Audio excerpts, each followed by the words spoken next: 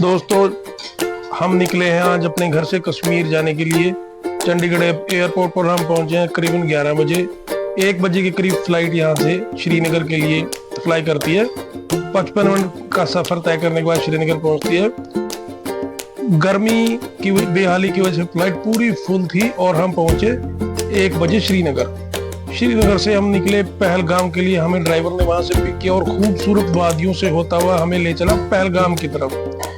तो रास्ते को देखकर मन बहुत खुश था और टेम्परेचर का फर्क बहुत ही ज्यादा था। इस गर्मी से निकलकर यहाँ आना बहुत ही अच्छा लगा।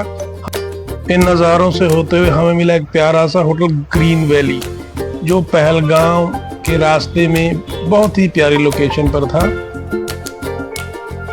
टेम्परेचर यहाँ कुछ 16 के करीब रहा होगा और ये था इनका एक बहुत ही प्यारा सिटिंग एरिया, जहाँ कुछ देर हम बैठे।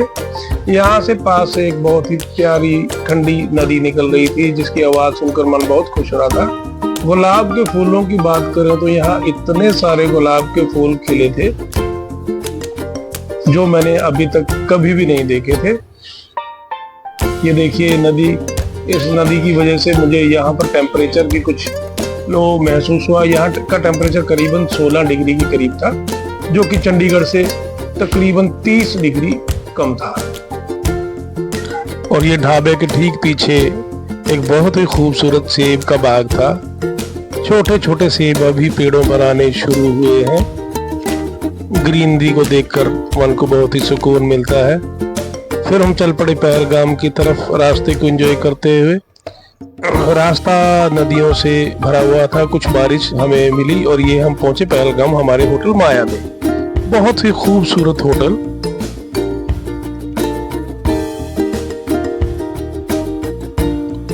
ये हम चल पड़े अपने कमरे की तरफ। हमने 2 रूम बुक किए थे, लकड़ी के बने रूम, प्रॉपर पहाड़ी फील के साथ, बहुत ही खुले, हवादार और खूबसूरत थे। यह है हमारा पहला कमरा, जिसका मैंने आपको लुक ओवर दिया है। और इसके बाद हम आराम करने के बाद फिर से निकल पड़े आरू वैली की तरफ, जो पहलगाम से करीबन 12 किलोमीटर दूर है। एक बार फिर से बहुत ही खूबसूरत रास्ता हमारा हमने एंजॉय किया। ये नदी हमारे साथ साथ आरू वैली तक चलती रही। यहाँ आरू वैली पे कार खड़ी करने के बाद हमने लिए घोड़े से हमें आरू वैली देखने के लिए जाना था। ये एक ही विकल्प हमारे पास था, या आप घोड़े से चलिए या आप ट्रैक करके पैदल वहां तक जा सकते हैं। घोड़े वालों से थोड़ा सावधान रहने की भी जरूरत है, क्योंकि ये 4000 रुपये तक भी किसी को वहां ले जाने के लिए बोलते हैं और 1000 रुपये तक ले जाते हैं। ये देखिए क्या खूबसूरत वैली थी, क्या खूबसूरत सफर था। हम 4 लोग 4 घोड़े पर बैठकर अपनी मंजिल की तरफ रवाना हुए। जाते हुए वैली की तरफ देखते हुए मुझे ये ख्याल आया कि आप जिंदा रहते हुए स्वर्ग को देखना चाहते हैं तो आप अपना सामान उठाइए और सीधे यहाँ चले आइए। वापस चल पड़े हम फिर से एक बार पहलगाम की तरफ, उसी खूबसूरत रास्ते को देखते हुए। और ये हम चल पड़े हैं अपनी दूसरी डेस्टिनेशन की तरफ। हमारे होटल की बिल्कुल बैक के पहाड़ के पीछे ये वैली थी, जिसको बायसरन वैली कहते हैं। बहुत ही ज्यादा खूबसूरत वैली थी। इसको मिनी स्विट्जरलैंड भी कहा जाता है। ऐसी ही एक वैली नैनीताल में भी है, जो कि बहुत फेमस है। यहाँ आने के बाद हमें इतनी दूर हॉर्स राइडिंग करके आना पड़ा। बिल्कुल भी हमें ये एहसास नहीं हुआ रास्ता कितना मुश्किल था। यहाँ की खूबसूरती देखकर हम सारी थकान एक बार फिर से भूल चुके थे और तरोताजा महसूस करने लगे थे। तकरीबन 15 से 20 मिनट यहाँ पर बिताए हमने। बहुत से लोग यहाँ पर इकट्ठा थे, कुछ एक्टिविटीज भी यहाँ पर हो रही थी। ये हम फिर से आ गए हैं पहलगाम वापस, और ये शाम को हमने थोड़ा सा पहलगाम का लोकल टूर किया। ये पहलगाम का माल रोड है, जहाँ पर बहुत ही अच्छी शॉप्स थी, खाने पीने के लिए बहुत अच्छी जगह थी, शॉपिंग करने के लिए बहुत अच्छी जगह थी। और घूमते हुए भी आपको ये नज़ारा देखकर यहाँ से जाने का बिल्कुल मन नहीं कर रहा था। शाम का माहौल बहुत खूबसूरत था मौसम की वजह से और टेम्परेचर की वजह से। यहाँ पर हर कोई बहुत ज़्यादा एंजॉय कर रहा था। यहाँ का टेम्परेचर दोस्तों तकरीबन 12 के करीब उस दिन था। बारिश की वजह से ठंड थोड़ी और ज़्यादा हो चुकी थी। हमें एक बार ये महसूस हो रहा था कि जैसे कड़ाके की सर्दी वाला दिसंबर का महीना या जनवरी का महीना अभी चल रहा है।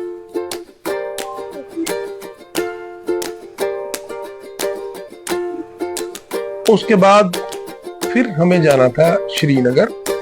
पहलगाम से हम निकले श्रीनगर की तरफ और ये आर्मी की गाड़ियां जिस तरह से यहाँ पर चलती हैं, इनको देखने के बाद सुरक्षा का थोड़ा सा फिक्र भी होने लगता है, क्योंकि हम खबरों को पढ़ने के बाद सोचते हैं श्रीनगर का थोड़ा सा माहौल शायद अभी घूमने के लायक नहीं है, पर ऐसी कोई चीज़ नहीं थी। और ये हम पहुंच चुके हैं खूबसूरत डल लेक, जिसकी वजह से श्रीनगर जाना जाता है।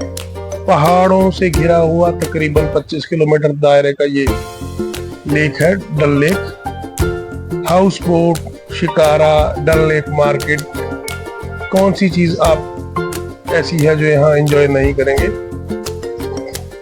यहाँ पर जो भी होता है सब शिकारे में ही होता है। ये देखिए हमारे शिकारे के पास ये, अगर आप कुछ खाना चाहते हैं तो ऐसे बहुत सारे शिकारे घूमते रहते हैं। यहीं पर ये आपको फ्रेश तैयार करके खाना परोसते हैं। डल लेक का नज़ारा सच में देखने वाला था, बहुत ही आनंददायक नज़ारा था ये। हर तरफ लोगों का जमावड़ा था। शिकारे इस तरह से चल रहे थे जैसे किसी व्यस्त रोड पर हैवी ट्रैफिक हो। सभी लोग अपने शिकारों में बहुत ज़्यादा एंजॉय कर रहे थे। कुछ लोग अपने परिवार के साथ आए थे, कुछ लोग जो न्यू मैरिड कपल्स थे उनके लिए भी ये डेस्टिनेशन बेहद लोकप्रिय है। ये हम क्रॉस कर रहे हैं डल लेक की मार्केट। आप ज़रूरत का कोई भी सामान यहाँ पर ले सकते हैं। आपको ये बिल्कुल भी महसूस नहीं होगा कि आप पानी के बीच में रह रहे हैं और किसी तरह की असुविधा आपको यहाँ पर हो सकती है। यहाँ आने के बाद मन सच में बहुत खुश था, इस नज़ारे को बार बार अपनी आंखों से निहारते हुए। ये देखिए, ये फेसबुक डीलक्स हमारे शिकारे का नाम था और ये शिकारा जो था हमारी हाउस बोट के सामने ही खड़ा था। और ये हमारी खूबसूरत हाउस बोट, ये तकरीबन 90 to 100 फीट लंबी रही होगी। इसमें 3 बहुत ही खूबसूरत मॉडर्न रूम्स थे। ये देखिए यहाँ से हम एंटर कर रहे हैं अपनी हाउस बोट में। सामने ये डाइनिंग रूम था जो कि हर तरह की मॉडर्न एमिनिटीज से लैस था। बहुत ही खूबसूरत बोट थी। आप कभी सोच ही नहीं सकते हैं कि आप एक बोट के अंदर हैं। अगर आप फैसिलिटीज की बात करें तो ये था हमारा डाइनिंग टेबल, जहाँ पे हमें डिनर और ब्रेकफास्ट करना था। बहुत ही खूबसूरत लकड़ी का बहुत ही सफाई से काम किया गया था। और ये देखिए, ये था एक छोटा सा किचन इसी बोट पर। और इसके बाद ये हमारा फर्स्ट रूम था जिसमें एक किंग साइज और एक छोटा बेड लगा, सिंगल बेड लगा था। और ये बहुत ही अच्छा मॉडर्न वॉशरूम यहाँ पर बाथटब के साथ हमें यहाँ पर मिला। इसके बाद हम अगले दिन निकल पड़े हैं सोनमर्ग के लिए। सोनमर्ग की दूरी रही होगी कोई 100 किलोमीटर के करीब। ये सोनमर्ग पहुंचने के बाद फिर से हमें एक बार ये समझ ही नहीं आया कि कोई जगह इतनी खूबसूरत कैसे हो सकती है। ये देखिए, पहाड़ों पर बर्फ थी, सभी लोग एंजॉय कर रहे थे और हमने भी अपने राइड को, अपनी रास्ते को खूब एंजॉय किया। ये हमने कुछ रील्स वहाँ पर बनाई दोस्तों के साथ मिलकर। प्रोफेशनल रील्स बनाने वाले लोग भी आप वहाँ पर आसानी से ढूंढ सकते हैं, जो कि 300 से 400 रुपये लेंगे और आपको रील्स बनाकर देंगे। कुछ देर रील्स बनाने के बाद, घूमने के बाद फिर से हमें एक बार लगा कि अब हमें वापस चलना चाहिए, क्योंकि हमें सेम डे श्रीनगर के लिए वापस जाना था और ये हम वापस चल पड़े हैं। ये लास्ट दिन हम यहाँ पर परी महल में आए हैं, जो कि डल लेक से काफी पास है। बहुत ही खूबसूरत ये एक महल नुमा जगह थी, जो एक पहाड़ी पर बनी थी। हॉर्टिकल्चर का काम सच में देखने लायक था। हर एक चीज बड़ी ऑर्गेनाइज्ड तरीके से यहाँ पर हमें नजर आई। बिल्कुल पहाड़ी की चोटी पर बना हुआ ये परी महल था। इसके सामने ये जो आप लेक देख रहे हैं, ये थी डल लेक। और ये देखिए, कुछ मैं ऊपर से आपको नज़ारा दिखाता हूँ। गर्मी की छुट्टियों की वजह से हमें थोड़ा रश हर जगह देखने को मिला। यहाँ पर भी पार्किंग में बहुत रश हमें देखने को मिला और हमें निकलना था एयरपोर्ट के लिए इसके बाद सीधा। तो हमने अपनी गाड़ी पहले ही बहुत पीछे खड़ी की, जिससे कि हम कुछ समय को बचा पाए। और ये है सामने डल लेक, खूबसूरत पहाड़ियों से घिरी हुई। इसी के सामने ही कुछ 5 स्टार प्रॉपर्टीज भी हैं।